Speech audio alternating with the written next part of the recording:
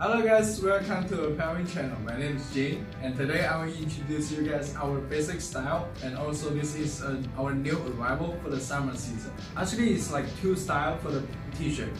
Both of them, they are all like 260 GSM heavyweight t-shirts.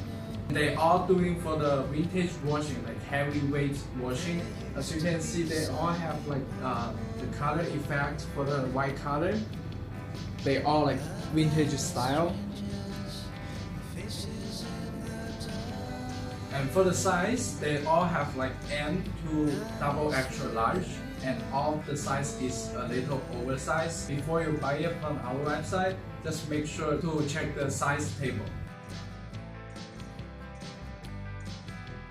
First, I will introduce this style. This style have a lot like dark colors, like dark gray and dark green. What's the difference is this style all have the seamless design for the side.